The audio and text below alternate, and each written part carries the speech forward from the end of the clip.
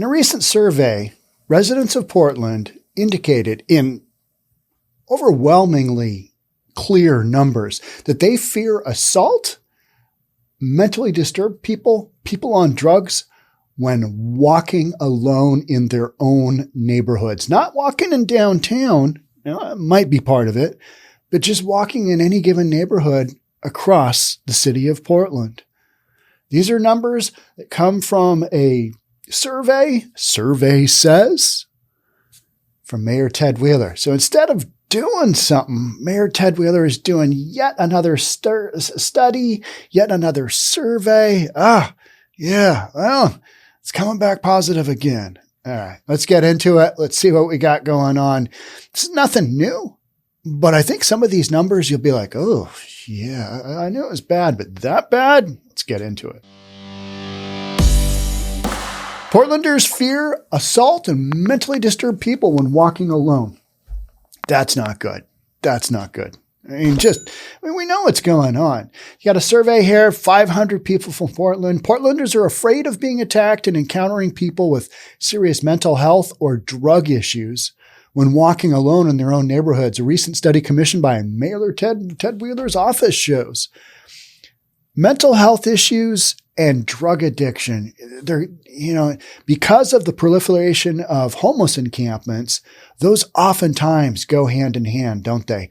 And if you're watching a video, I was watching a video last night, one of my kids sent me, and it was a mental health care call for the police to come out, mental health crisis.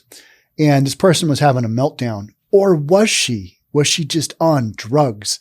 In the video, she hops in a police car, takes off, smashes into a tree, hops out, cops jump on her, and I've talked about this before, and then the car is on a downward slope, and it slams back into another tree right out in front of the house where some young gal is filming, and they're basically calling out, she's on water, meaning she's on PCP. So was she a mental health care call, or was she just simply on drugs? Maybe both. Who knows? She wasn't wearing shoes and she was doing some real funny hand movements. People in the comments were like, she's on drugs or she's just mental.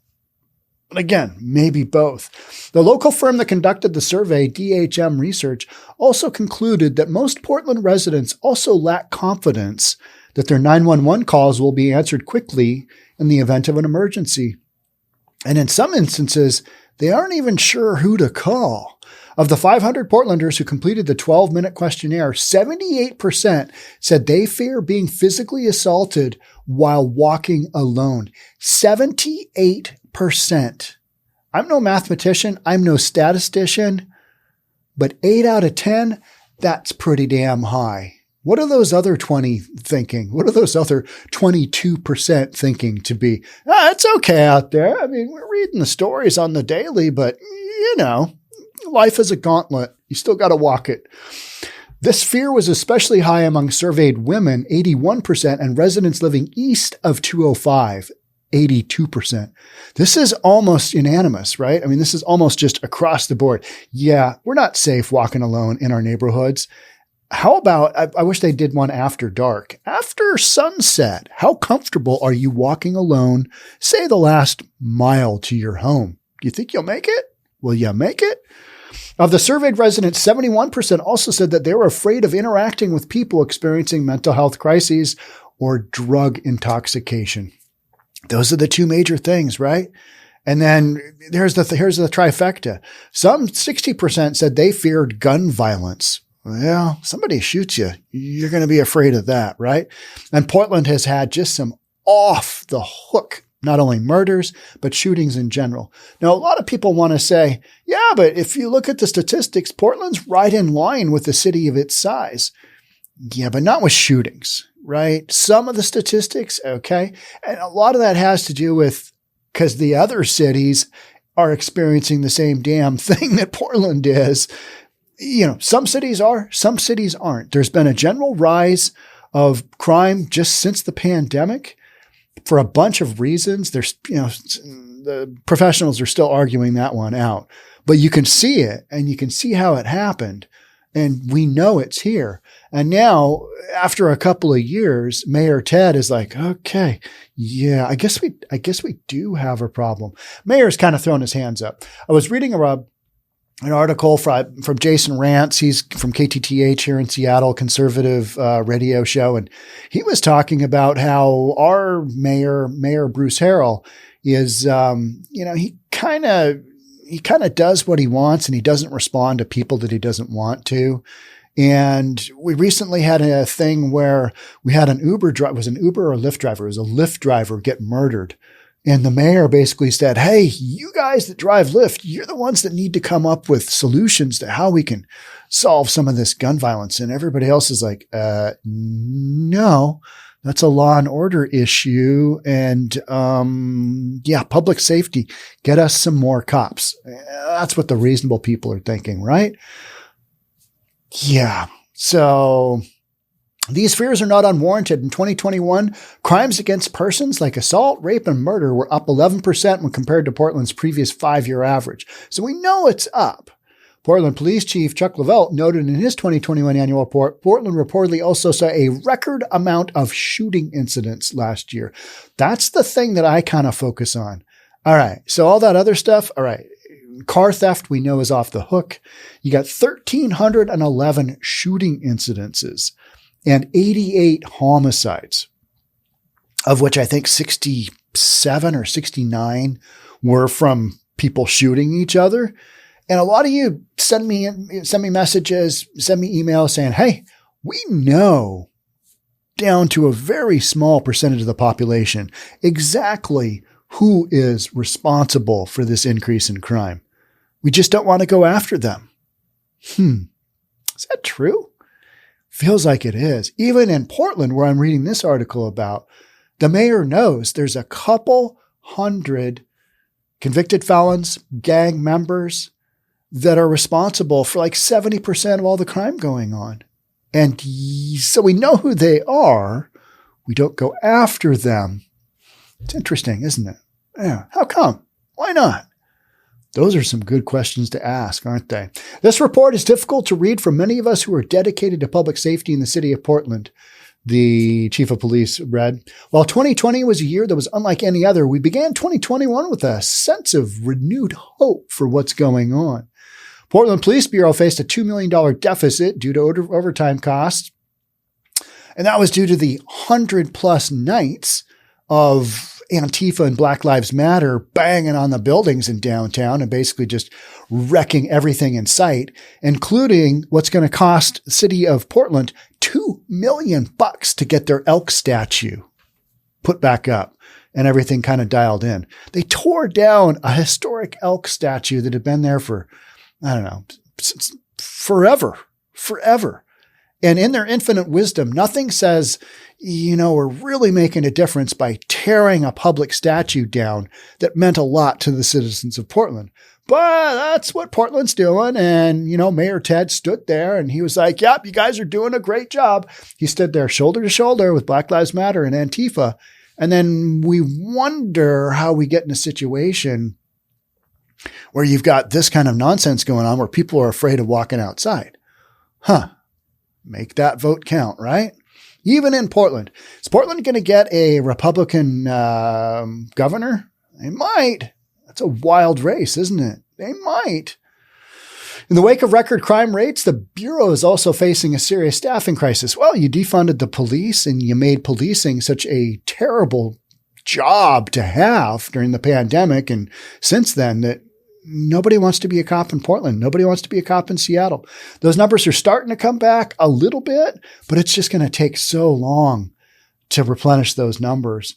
We've lost 229 sworn members since July of 2022. 229 in about the last year. We're down to 776 total sworn members in all ranks. We have 325 patrol officers to serve a city of 675,000 people. No wonder residents are, they're afraid for their own safety because you don't have enough cops.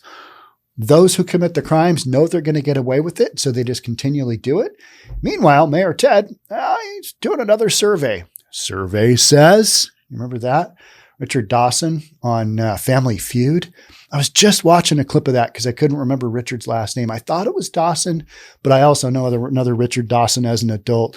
I loved Hogan's Heroes. Richard Dawson did Family Feud after Hogan's Heroes got shut down because Bob Crane got bludgeoned to death with a blunt object. I was so sad. I loved Hogan's Heroes. That was the best show ever. Yeah, you had Colonel Clink. Yeah, that was a great, great show. The sergeant, what was the sergeant's name? The big guy. I know nothing. Great show, epic show. And so then I started watching, Family Feud, and I watched a lot of that because I loved Richard Dawson. Loved anything to do with Hogan's Heroes. And then I just watched a clip on my phone, like just right before this podcast, like Richard Dawson is kissing that woman on the lips, and she is a participant in the show. And now he is standing very close to her, asking very awkward sexual questions. All right. I guess I didn't really tune into that when I was a kid watching that. I just liked Richard Dawson, and surprised my mom let me watch that. Maybe she didn't know. It was a talk show, or it was a game show, right? Survey says, epic.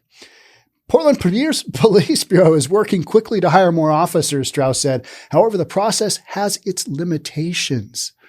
We're hopeful this will be turning around, and it's going to take some time. We have hired 37 officers this year and expect a bigger group next month. How many have quit? How many have retired? How many have done a lateral move elsewhere? Because no matter how many incoming police you have, you've always got a certain segment of their outgoing. And unfortunately, that net effect has been net negative in the last couple of years, big time. And that's why you've got a situation where you're in a city and, you're not prosecuting and tossing criminals in jail left and right. You're letting them out. And then you don't have enough police. This is what happens. Your citizens overwhelmingly state, yeah, not really all that comfortable walking to my own home in my own neighborhood. And that's sad. That's sad in any city. But you know what?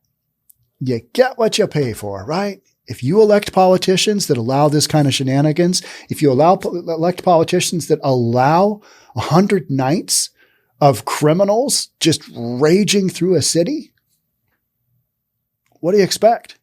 Portlanders' concerns about emergency calls not being answered quickly enough are also based in reality. Strauss said that the Bureau of Emergency Communications, which is responsible for handling Portland's 911, is also dealing with staffing shortages. There was an incident at a local high school in Portland lately, and it took 80 minutes for the cops to get there. 80 minutes. 80 minutes. They were busy answering other calls. There's a lot that goes into that. You can check out my podcast on that one and you can take a peeky peek there. So what else do we have? Portlanders are unsure who to call when they see someone having a mental health or drug crisis. Yeah, do we call 911? Is there a hotline? Do we go down that route? I believe Seattle has the same thing. They've got a hotline. If you're not sure, you can call. And if in doubt, like most of the time when I see this stuff, I'm like, I'd probably call 911, but I'm just going to keep on going and I'm going to let the people working these stores deal with that, because that appears to be somebody that's crazy, on drugs, probably both.